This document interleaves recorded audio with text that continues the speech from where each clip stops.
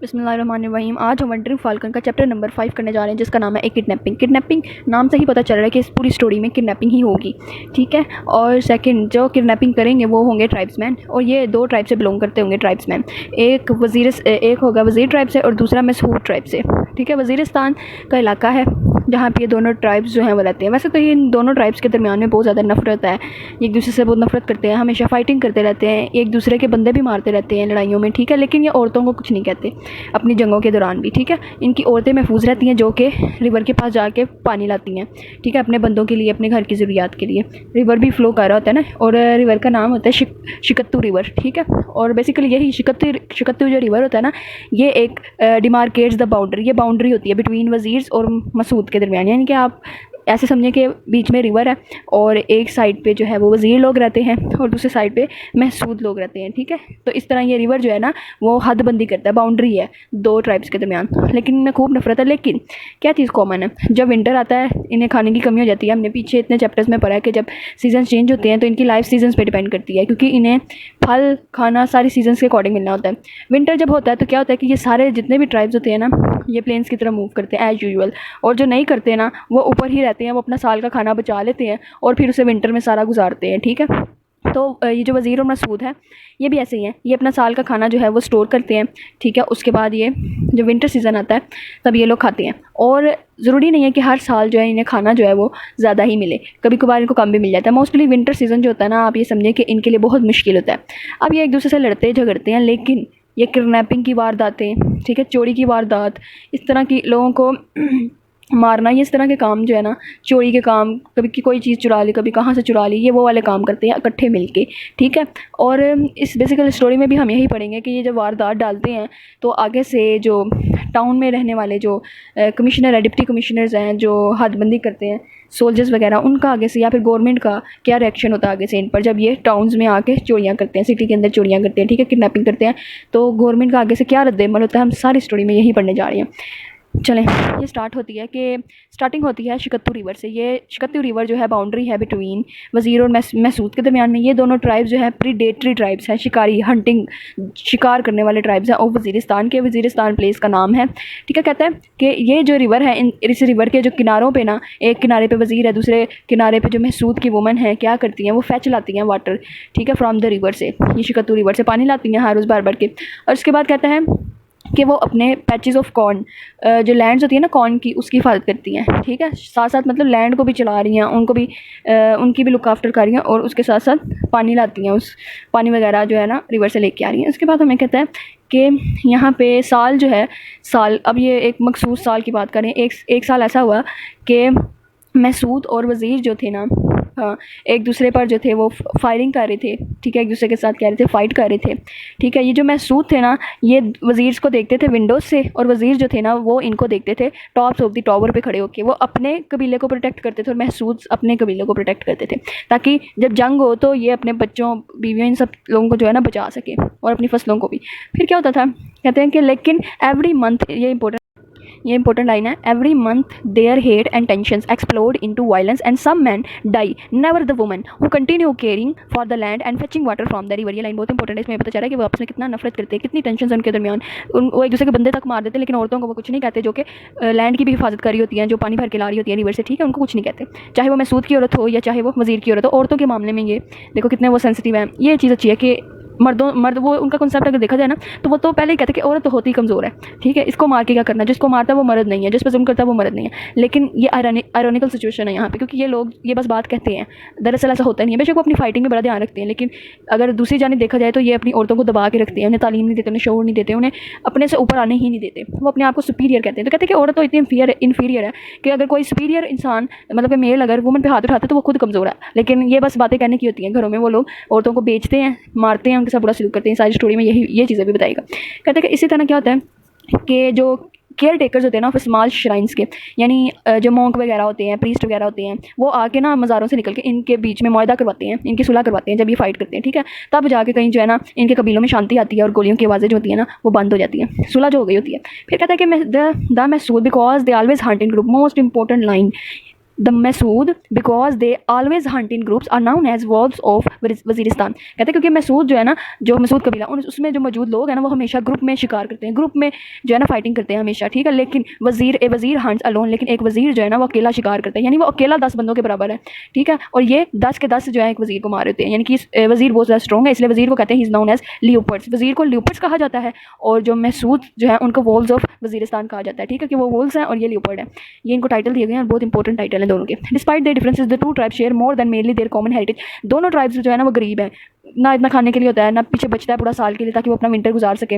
Misery में अपनी ज़िंदगी गुजार रहे होते हैं, ठीक है, पॉवर्टी में, लेकिन फिर भी लड़ना है, लड़ने के लिए उनके पास बंदूकें हैं, गने हैं, ठीक है। मतलब कि देखें, लड़ाई में वो ये नहीं देखते कि उनके पास कितना पैसा बर्बाद होगा, कितनी गोलियां बर्बाद होंगी, लड़ाई में वो पूरे हैं, और दूसरी तरफ उनको भूख के लाले हैं, खाने पीने के लाले, ठीक है। Nature had bred in both an unusual abundance of eager. इन दोनों के दरमियान में बहुत ज़्यादा गुस्सा है, इनॉर्मस रिजाइलेंस है, और हद से ज़्यादा गुस्सा भी और हद से ज़्यादा काइंडनेस भी है, एक दूसरे पर डिपेंड भी कर रहे हैं। A total refusal to accept their fate, और समझ ही नहीं आती कि लोगों की किस्मत क्या है, ये लोग किस तरह के। If nature provides them food for only 10 days, कहता है कि अगर नेचर उन्हें सिर्फ पूरे साल में 10 दिन का खाना देती है ना, तो वो ये समझते हैं कि हमारा तो राइट है, हम दूसरों से चुरा के खाएं, यानी अपने फेलो मैन जो साथ रहता है ना घर में, वो अगर खा रहा है तो हम उससे चुरा के खाएं, हमारा हक बनता है, क्योंकि हमें तो मिला ही 10 दिनों का।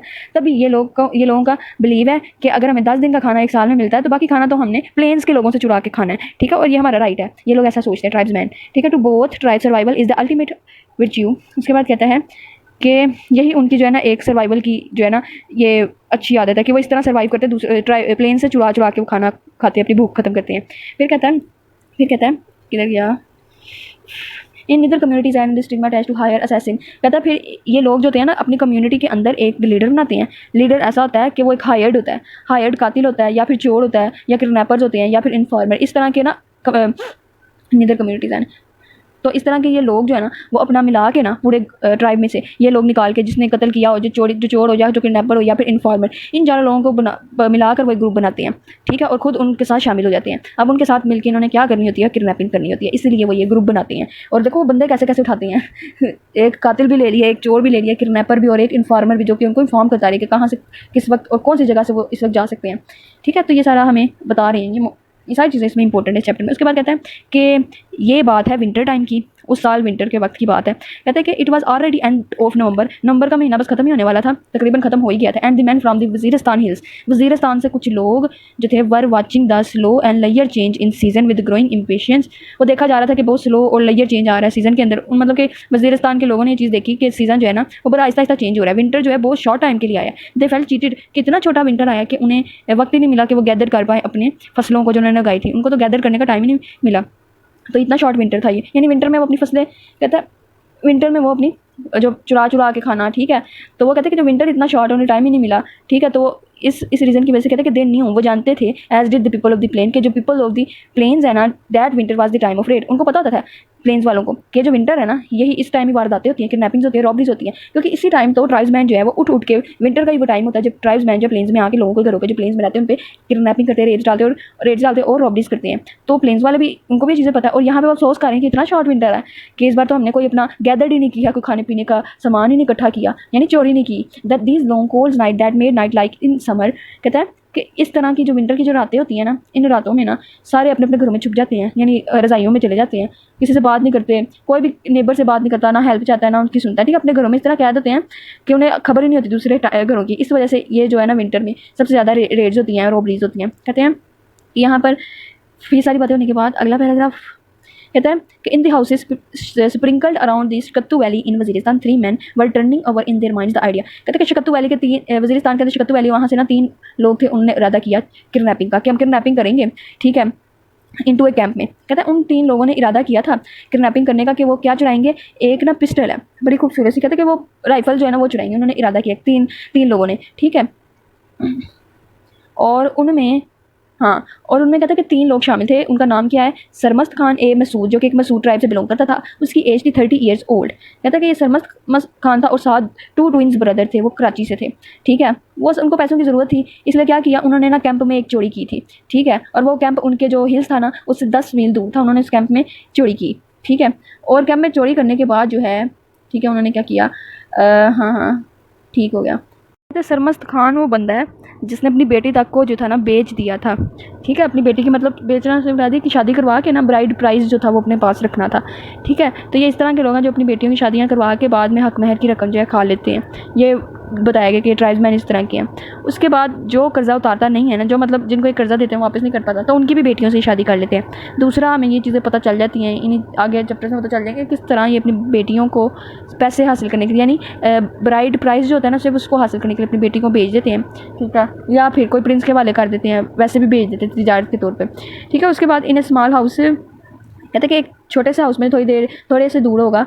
ठीक है, वो twins brother 32 years old and from the वज़ीर ट्राइब्स। ठीक है, ये दोनों भाई जो हैं जो 32 ईयर्स ओल्ड है एंड और दोनों ताल्लुक़ रखते हैं वज़ीर ट्राइब से। ठीक है, और दूसरा कहते हैं कि इन लोगों ने अपना पहला क्राइम तब किया था जब इन्होंने कैंप से एक राइफ़ल चुरा ली थी। ठीक है, राइफ़ल जो थी ना वो एक official travelling on the government road से इन्होंने चुराई थी, जो कि होगा वहाँ पे कोई पोस्ट ऑफिस होगा, वहाँ से इन्होंने चुराई है।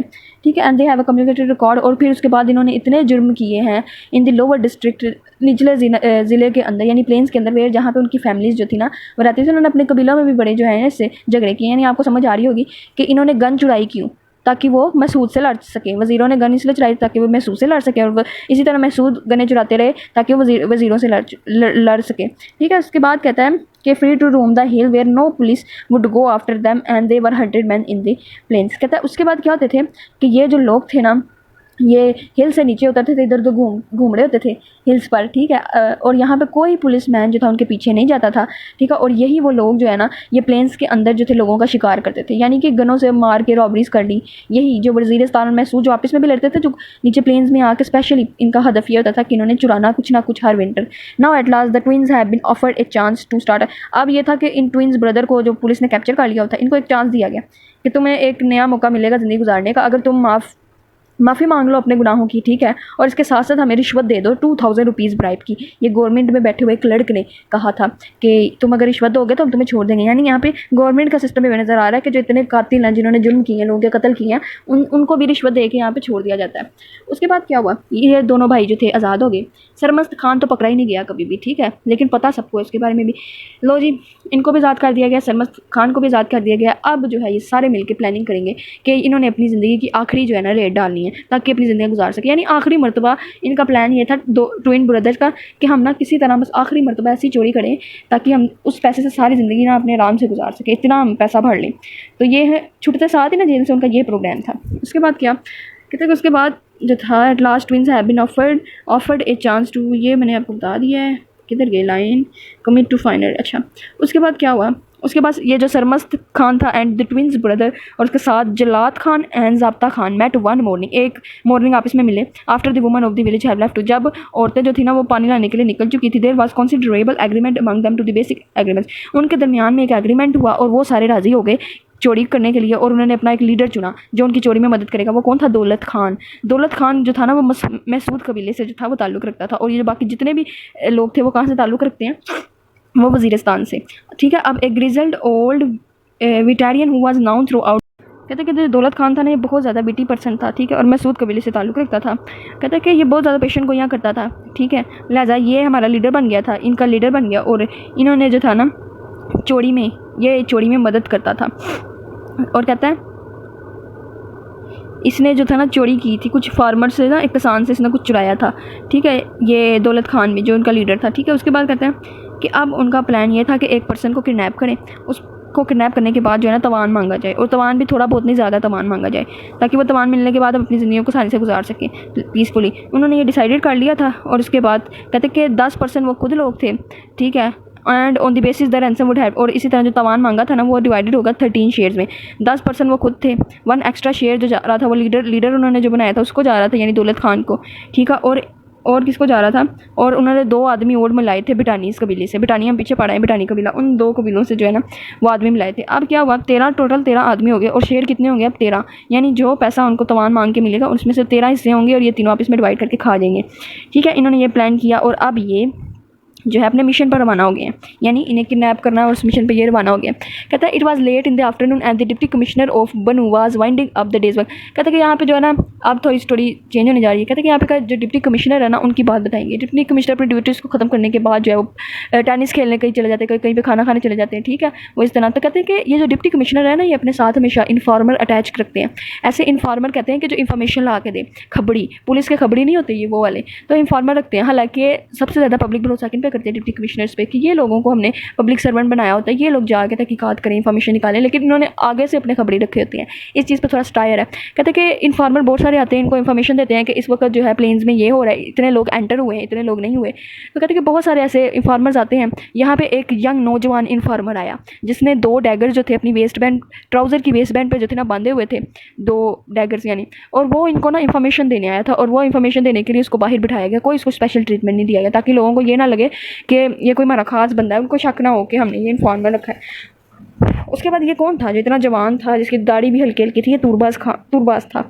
तूरबाज जो था ना अब जो है वो भाई इन्फॉर्मर बन चुका है। 12-13 साल का, तो हमें पिछले चैप्टर में हमें पढ़ा था, चैप्टर नंबर 4 के अंदर दमुल्ला 12-13 साल का तूरबाज हो जाता है, ठीक है। उसके बाद अब जो है मेरा ख्याल से 16-17 तो यहाँ पे ही हो गए होंगे इसको। तो ये अब काम क्या कर रहा है? ये इन्फॉर्मेशन देता है, सेलिंग इन्फॉर्मेशन को बेचता है। और ये न्यू कमर है, इसने अभी भी ज्वाइन किया है ये काम, और इसके बदले में जो पैसे मिलते हैं वो लेता है, ठीक है। इन्फॉर्मेशन ट्रेड बहुत ज़्यादा आम हो गई थी।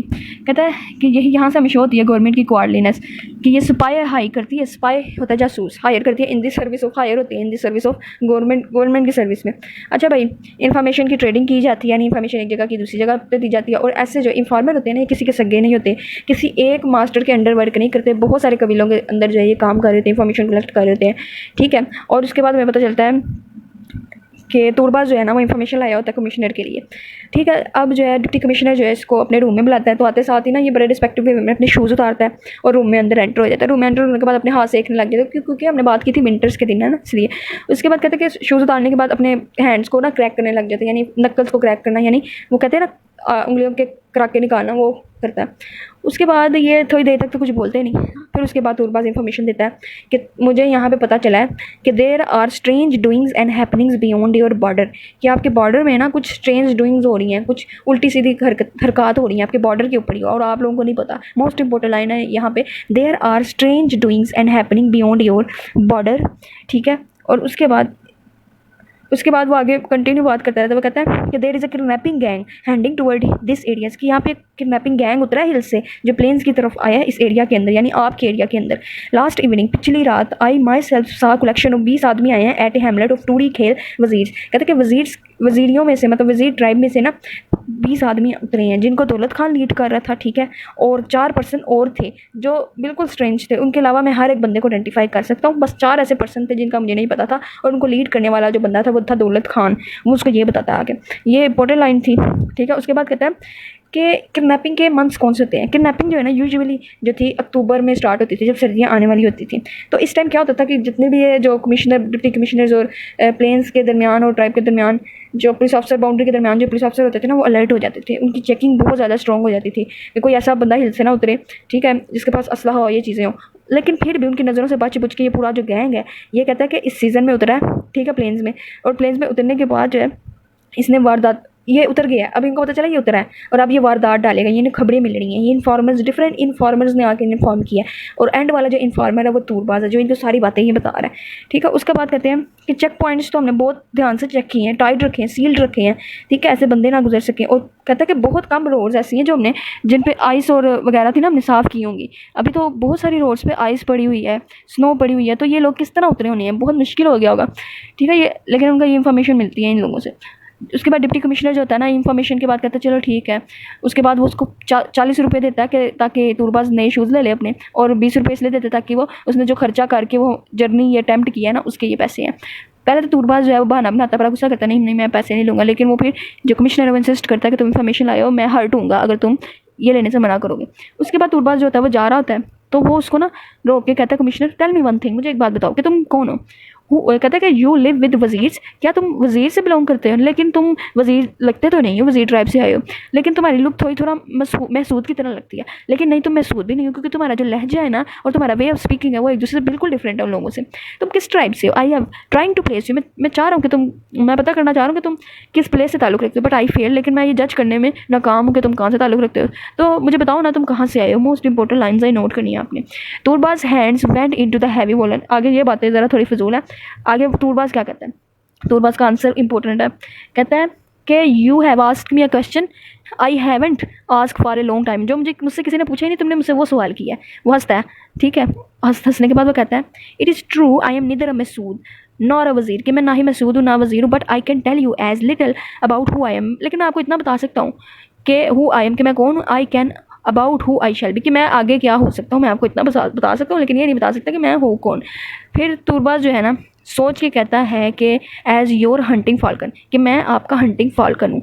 फाल्कन मैंने बताया था एक परिंदा होता है जो कि हंट में बहुत ज़्यादा तेज़ होता है, जब वो शिकार करता है ना अपना, तो वो अपनी सबसे पहले सांसें बंद कर लेता है, सांसों के बाद इतनी, फाल्कन होता है ना वो अपनी सांसें बंद कर लेता है आसमान से, जिस पर उसने शिकार करना होता है ना, अपनी सबसे पहले सांसें रोकने के बाद बहुत ज़्यादा तेज़ स्पीड से आके ना उस पर वार करता है, ठीक है, यानी उसकी स्पीड दुगनी हो जाती है, और जब वो वार जिस चीज़ पर करता है वो चीज़ फ़ौरन जो है वो डेड हो जाती है। ये फाल्कन, तो वो कहता है कि आप मुझे इस तरह समझें कि मैं आपका हंटिंग फाल्कन हूँ, ठीक है। पहले ब्लैक फाल्कन भी हमने पिछले चैप्टर में पढ़ा, वो कहता है कि मैं, उसका नाम डाला होता है उन लोगों ने जो फैमिली से अडॉप्ट करती है ना, बटानीस की फैमिली, उसने कहा था, वो लोग कहते हैं कि तुम ब्लैक फाल्कन हो हमारे लिए, ठीक है। ब्लैक फाल्कन जो होता है वो एक, ब्लैक जो होता है ना बेसिकली वो अच्छा माना जाता है, ठीक है, क्योंकि ब्लैक फाल्कन जो होता है ना वो सुभान अल्लाह पढ़ता है, ये माना जाता है, ये ट्राइबल मानते हैं कि वो जो ब्लैक फाल्कन है ना वो अल्लाह की हमदो सना करता है, उसकी अल्लाह की तारीफ़ करता है, इसलिए ब्लैक फाल्कन अच्छा होता है, जबकि वाइट फाल्कन जो होता है बुरा होता है। तो इसी बेस पर जो बटानी कबीला था ना वो जो है ना इस तूरबाज को ब्लैक फाल्कन बुलाते थे। तो यहाँ पर ये खुद अपनी आइडेंटिटी ऐसे शो करवाता है कि मैं एक हंटिंग फाल्कन हूँ, कि मैं अब शिकारी फाल्कन हूँ, यानी मैं अब शिकार करने वाला फाल्कन हूँ, यानी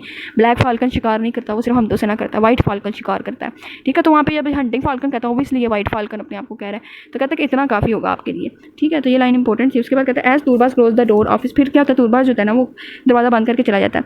फिर कहता है कि ये जो गैंग था ना ये अब जो है प्लेन्स में उतर आया है और ये पहुँच चुका है टाउन के अंदर, और अगले 24 घंटों में ना 24 घंटों में इन्होंने बहुत सारी स्ट्रिक्ट चेकिंग रखी होती है कि ये गैंग जो है वारदात ना डाले। लेकिन फिर भी क्या होता है कि one of the member of the gang जो होता है ना वो सबसे पहले एंटर हो जाता है, एक वुमेंस के घर में एंटर होता है, ठीक है, एक मेंबर, और वो देखता है कि वहाँ पे वुमेंस जो है ना चैटरिंग कर रही है मामूल के दौरान, दिन होने से पहले, जैसे औरतें लेट नाइट बातें करती रहती हैं वैसे ही, तो वहाँ पे वो रेड नहीं डालते, क्योंकि इनका ये कसूल होता है कि औरतों को नुकसान नहीं पहुँचाना टाउन के अंदर, ठीक है। उसके बाद दूसरा जहाँ पे ये रेड डालते हैं, ये सोचते हैं कि दूसरी जगह रेड डालें, वहाँ पे बहुत ज़्यादा लाइट्स होती हैं हाउस के इर्द गिर्द, तो उस हाउस में भी रेड नहीं डाल सकते, तो लिहाजा फिर प्लान बदलते हैं, फिर कहते हैं कि हाँ हम जो है ना ये स्कूल टीचर्स को किडनैप करते हैं, ठीक है। उसके बाद क्या होता है कि स्कूल टीचर्स जो होते हैं और 6 स्कूल टीचर्स होते हैं, डॉक्टर्स होते हैं और स्ट्रीट क्लीनर्स होते हैं, ठीक है, कि ये उनके कॉमन टारगेट्स होते हैं किडनैप करने के लिए, यानी ट्राइब्समैन इन लोगों को ज़्यादा किडनैप करते हैं। ये सारे रह रहे होते हैं, ये जो स्कूल टीचर्स हैं ना बेसिकली वो स्कूल टीचर्स 6 स्कूल टीचर्स होते हैं, उनको किडनैप करते हैं जो एक रूम में रह रहे होते हैं, ठीक है। इनको किडनैप करने के बाद वो फ़ौरन जो है ना वो तवान की रकम मांगने लग जाते हैं, वो इंतज़ार भी नहीं करते इतनी तेज़ी से, यानी फिर क्या होता है कि वो किडनैप करके ले गए हैं 24 घंटों के अंदर, ठीक है, इन्फॉर्मेशन देने के बाद 24 घंटों में। उसके बाद एक एक्साइटेड सुप्रीडेंट ऑफ पुलिस का जो सुप्रीडेंट होता है ना वो पुलिस का, वो फ़ोन करता है, टेलीफोन द डिप्टी कमिश्नर को कॉल करता है और कहता है कि 6 स्कूल टीचर्स जो है ना ऐसा लग रहा है कि वो किडनैप हो गए हैं, और जितने भी आसपास के लोग हैं वो कह रहे हैं हमने तो रात को कोई ऐसी आवाज़ नहीं सुनी, ना हमारे कुत्ते भौंके हैं कि वो किसी को देख कर भौंकते हैं, और उसके बाद उन्होंने कहा कि आवाज़ भी नहीं आई, कोई साइन ऑफ स्ट्रगल भी नहीं हुआ यहाँ पे, ठीक है, और the rest of the story was familiar, और ऐसे सारे लोग यही बता रहे होते हैं। The people in the hundreds of houses around claim to have hear no dogs barks. ये सारी बातें होने के बाद जो है क्या सीन आता है, चोरी हो गई है। सुप्रीडेंट्स ने इन्फॉर्म कर दिया डिप्टी कमिश्नर को कि वाकई ऐसे कोई एक गैंग आया था जिसने स्कूल टीचर्स जो है वो चुरा लिए हैं, ठीक है। और उसके बाद क्या होता है कि वो अब डिमांड कर रही हैं, जिस फैमिली से उन्होंने मेंबर्स उठाए हैं उन फैमिली से डिमांड कर रहे हैं पैसों की, ठीक है। फिर हमें यहाँ पे एक और चीज़ नज़र आती है कि वो जो प्लेन्स में रहने वाले लोग हैं वो प्रोटेस्ट कर रहे हैं अगेंस्ट पुलिस के, कि आप लोगों को, गवर्नमेंट को चाहिए कि हमें जो है वो सिक्योरिटी दें, ठीक है, आपको वेपन्स दें ताकि आप लोग हमारी हिफाजत कर सकें, लेकिन आप लोग नाकाम है ऐसा करने में, ठीक है, ये आप लोगों की जिम्मेदारी है। वो लोग भी प्रोटेस्ट कर रहे हैं कि कहाँ गई गवर्नमेंट कहाँ गए ऑफिसर्स जो हमारी हिफाजत करें? हिल के कुछ लोग आकर, ठीक है, तुम लोगों को जो है वो हम लोगों को लूट के चले जाते हैं और तुम लोग जो सिर्फ हमारी शक्लें देखते रह जाते हो। तुम लोग औरतों की तरह उन ट्राइब मैन के कहते कि तुम औरतों की तरह उन ट्राइब मैन के मुकाबले में, ठीक है। तो उसके बाद इतनी बेइज्जती करने के बाद जो है ना, उसके बाद ये सीन होने के बाद हमें एक और चीज़ जो है मोस्ट इंपॉर्टेंट चीज़ है, कहते हैं कि यहाँ पे गवर्नमेंट और ट्राइब्स के दरमियान में ना, जितने भी ट्राइब्स हैं, एक मुआहदा है। मुआहदा क्या है? फॉर्मल ट्रीटी कहते हैं। ट्रीटी का मतलब होता है मुआहदा। कहते हैं कि मुआहदा ये है कि दोनों जो हैं वो अपनी बाउंड्रीज़ में रहेंगे, ना हम आपके इलाकों में जो है खलल पैदा करेंगे, ख़राबी, ना आप लोग हमारे इलाकों में ख़राबी। अगर किसी ने ऐसा करने की कोशिश की, ठीक है, तो वो उसको सज़ा मिलेगी, चाहे वो फिर प्लेन से ताल्लुक़ रखता हो, चाहे वो ट्राइब से। प्लेन वाला ट्राइब में कुछ नहीं कर सकता और ट्राइब वाला प्लेन्स में नहीं आ सकता, यानी इस तरह के काम नहीं कर सकता, बैड कंडक्ट नहीं कर सकता। तो अब जो ये इस रूल को तोड़ेगा उसको सज़ा क्या मिलेगी? गवर्नमेंट ने उसे क्या सज़ा की है? उसको सज़ा ये दी है कि अगर जौन सा भी ट्राइब का बंदा हमें पता लगा कि उसने चोरी की है, तो उसके सारे ट्राइब्स को सज़ा मिलेगी।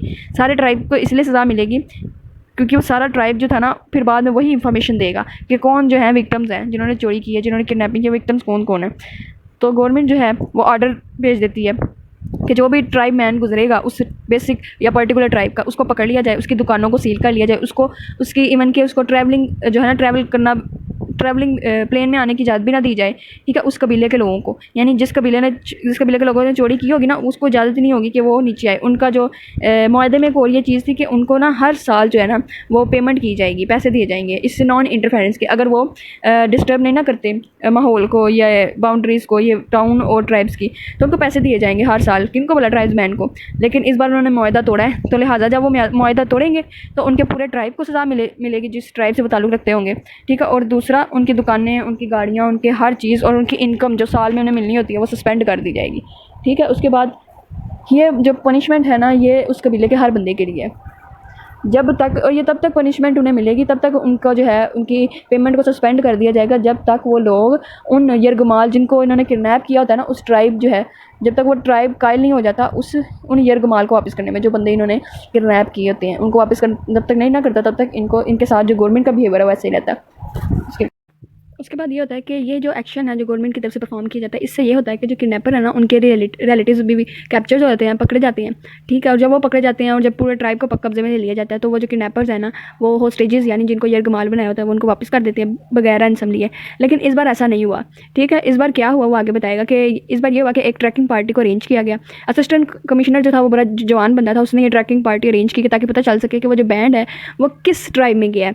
तो जब इन्होंने वो ट्रैकिंग पार्टी ने ट्रैक किया तो पता चला कि ना जो बैंड था ना वो किडनैपर्स का, उसने बॉर्डर क्रॉस किया और वहाँ पे एक ट्राइबल एरिया जो है ना, जहाँ पे बॉर्डर लाइन लगी होती है ना, उस बॉर्डर लाइन से क्रॉस करके वो एक ट्राइबल एरिया स्टार्ट हो गया आगे, वहाँ पे ट्राइब्स ही ट्राइब्स हैं, तो वो उधर की तरफ मूव कर गए हैं, ठीक है। और जिस ट्राइब की तरफ निशान जा रहे हैं उन गैंग्स वालों के, ठीक है, उस पूरे गैंग के लोगों के, वो पाथ जो है ना वो बिटानी ट्राइब की तरफ जाता है, ठीक है। वो यानी कि बिटानी ट्राइब है जिस तरफ जो है ना अब वो बैंड किडनैपर्स का बैंड जो है ना मूव किया है। तो अब कहते हैं कि ये अब जो है ना बिटानी ट्राइब का जिरगा बुलाते हैं, जिरगा बुला के वो उन्हें कहते हैं कि आप लोगों के इलाके से ये इस तरह एक गैंग जो है वो गुजर गई है, उन्होंने किडनैपिंग की है हमारे जो है बाउंड्री को क्रॉस करके। हालांकि आप लोगों को पता है कि जो भी हमारी बाउंड्री क्रॉस करेगा उसकी क्या जो है शराइत क्या थी और मुआहदा क्या था, आपको याद होगा। तो वो इन्हें कहते हैं कि ये आपके मुआहदे का सिर्फ सवाल नहीं, ये आपके पॉइंट ऑफ ऑनर का भी क्वेश्चन है।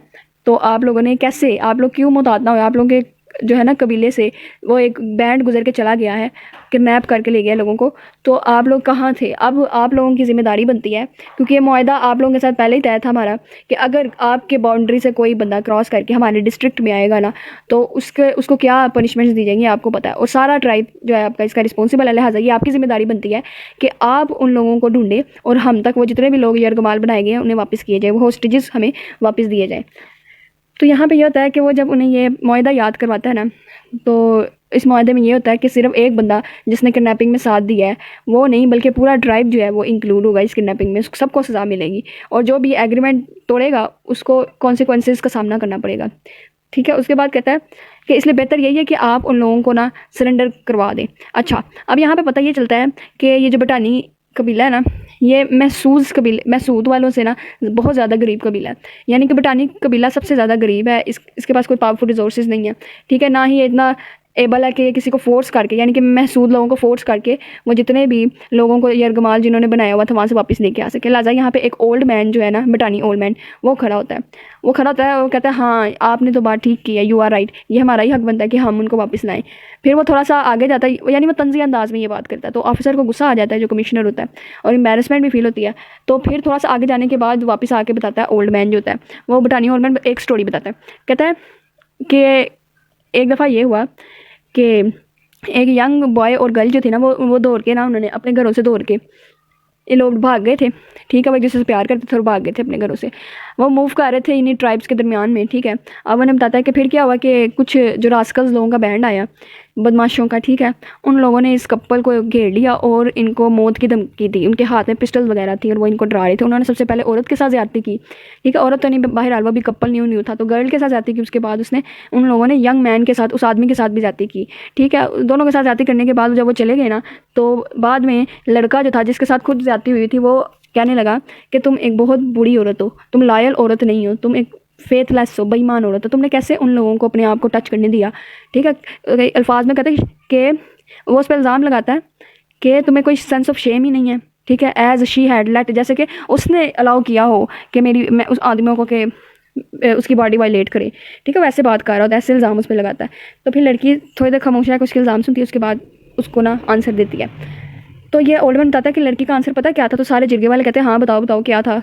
तो वो आगे से कहता है, लड़की बोलती है my love you are right, तुम बिल्कुल ठीक कह रहे हो, लेकिन वो कहती है आगे से my body has been violated, इसमें कोई शक नहीं कि मेरी बॉडी जो है मेरे साथ ज़्यादती हुई है, लेकिन वो कहती है आगे से कि मेरी बॉडी को तख्लीक ही इसीलिए किया गया है कि कोई इसे डिस्ट्रॉय, मतलब इसके साथ इसको यूज़ करे, ठीक है, इसको यूज़ करने के लिए ही मुझे मेरी बॉडी को बनाई खुदा ने यूज़ के लिए, ठीक है। लेकिन मैं एक वुमन हूँ, मतलब कि मैं एक गर्ल हूँ, मेरी बॉडी है इसी तरह की बनाई इसलिए, लेकिन वायलेटेड तो तुमने किया, वायलेशन तुमसे हुई है कि तुम एक मर्द हो, तुम्हें तो बनाया ही नहीं गया था इस काम के लिए, लेकिन तुम्हारे साथ ये ज़्यादती हुई है, लिहाजा तुमने क्यों उनको इजाज़त दी अपनी बॉडी से वायलेट करने की, अपनी बॉडी को वायलेट करने की, तुम मर्द हो ना, तुम्हें तो इजाज़त थी नहीं, तो मेरी तो बॉडी को बनाया इसलिए गया। वो ये कहती है आगे से, तो कहते कि कसूरवार तो फिर तुम हुए, तुम बुरे हुए, डिसलॉयल हुए, तुम्हें कोई शेम नहीं है, तुम्हें कोई सेंस नहीं है। तो जब वो लड़का ये सुनता है ना, तो वो खामोश हो जाता है। तो ओल्ड मैन जो होता है ना, वो इस स्टोरी को सुना के ना, ये पूरी बात का मुद्दा जो है ना कमिश्नर पे डाल देता है। कहता है कि हमारा कबीला बाय नेचर बनाया ही उन कबीलों के साथ है, ठीक है। अब वो जब भी आते हैं वो हमारे कबीले के रास्ते को यूज़ करते हैं, किडनैपिंग करके वहाँ से फिर हमारे कबीले के रास्ते को यूज़ करके अपने घरों में चले जाते हैं।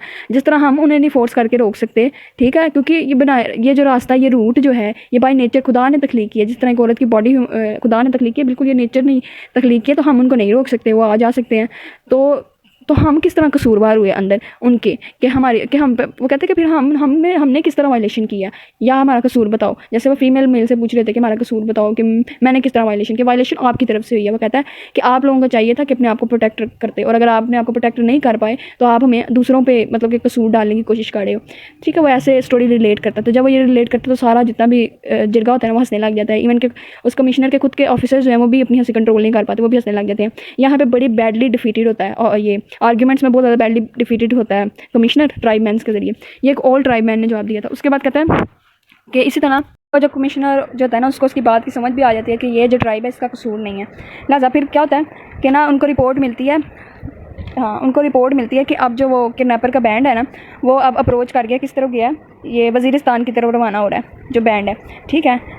और वहाँ जिन्होंने स्कूल टीचर्स को किडनैप किया था ना, और उनको ये भी पता चलता है कि अब जो वो बैंड है ना, वो एक ओल्ड मैन मैंडोज के यहाँ पे रहने वाला है, MANDOS डोज। ये एक ओल्ड मैन मैंडोज के यहाँ पे वो जो है, वो जो किडनैपर्स का बैंड है वो स्टे करेगा। वहाँ पे ही सारे यरगमाल बनाए हुए लोगों को ना उनकी लुक आफ्टर की जाएगी। इनको खबर मिलती है कमिश्नर को, लेकिन वो कुछ कर नहीं पाते। लिहाजा उनको पता नहीं, बाद में पता चलता है कि जो मैंडोज है ना, ये किडनैपिंग का काम करता है, ठीक है, ठीक है। और वो ये पता लगाने की कोशिश करते हैं कि मैंडोज है कौन बंदा, ओल्ड मैन जो है, ये मसूद में से है या वज़ीरिस्तान में से है। तो बाद में जब ये इंक्वायरी करवाते हैं तो इनको पता चलता है कि जो मैंडोज है ना, वो एक मसूद है, मतलब मसूद है, ट्राइब से ताल्लुक़ रखता है, ठीक है। तो इसीलिए वो फिर क्या करते हैं, जब उन्हें ये पता चलता है तो वो मैसूद ट्राइब का ना जिरगा बुलवा लेते हैं, और जिरगा बना के उनसे मुतालबा करते हैं कि ना उन्हें उनके होस्टेजेस जो है ना वो वापस किए जाएँ, जिनको यरगमाल बनाया होता है ना वो लोग वापस किए जाएँ।